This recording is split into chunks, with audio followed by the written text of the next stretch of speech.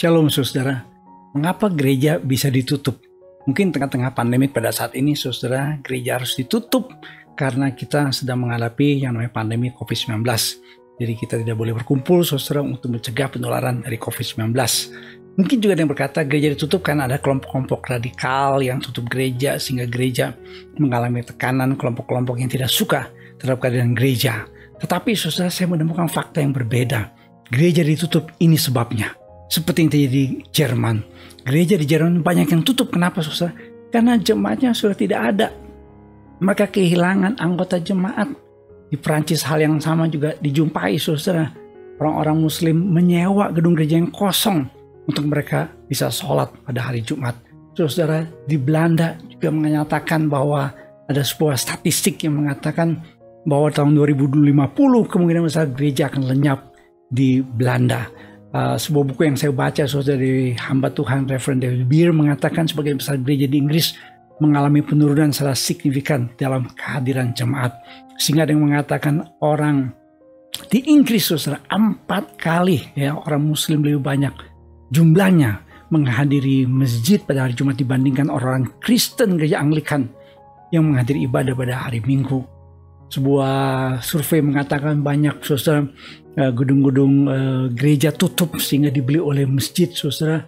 Ini ada beberapa fotonya seperti di London, seperti di Albert Park ya, gereja Methodist Albert Park itu dulunya sebuah gedung gereja sekarang sudah menjadi tempat yang namanya masjid, gedung masjid ya, tempat ibadah masjid. Di Center of Brand juga sama saudara. Ini juga di New Peckham ya, gedung-gedung gereja ditutup saudara. Karena kenapa? Karena mereka kehilangan anggota jemaat. Sebuah survei juga mengatakan saudara, Christianity in Europe is dying out as young people turn away from the church. Orang-orang muda sudah kehilangan iman. Mereka menjadi orang-orang yang ateis, agnostis, tidak lagi percaya sama yang namanya Tuhan.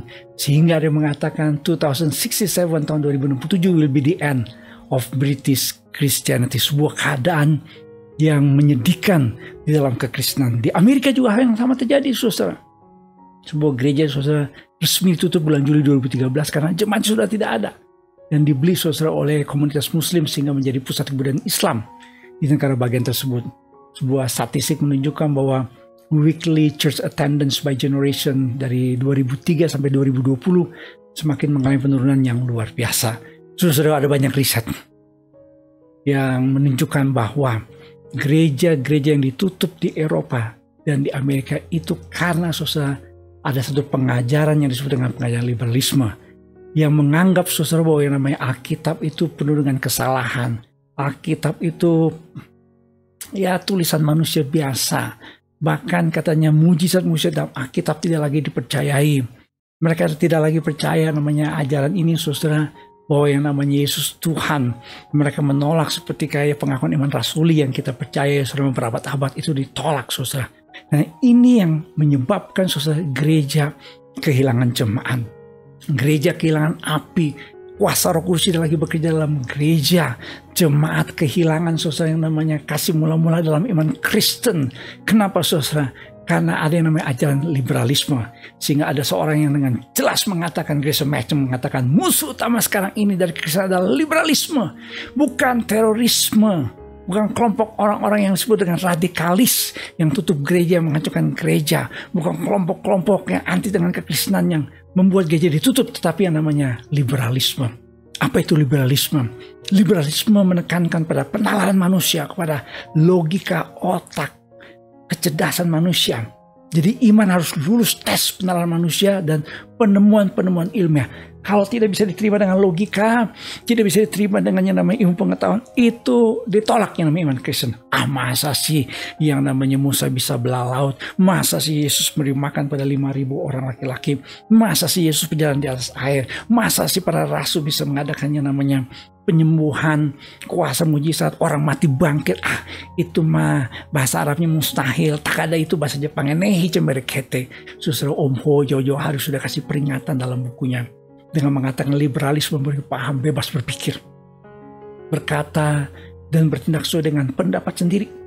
Apa yang tidak cocok dengan akal rasio harus ditolak. Jadi liberalisme itu menjadikan akal, logika, rasio, kepintaran manusia itu menjadi standar lebih tinggi daripada iman. Jadi kalau akal otak kita, logika kita tidak bisa menerimanya, maka kita harus tolak. Saudara, mengapa yang namanya pikiran manusia tidak dapat dijadikan standar dalam iman kita? Karena pikiran manusia itu terbatas, limited.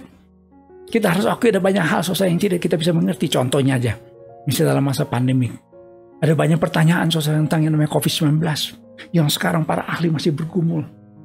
Ada banyak saudara hal yang secara manusia saudara kita belum bisa jawab.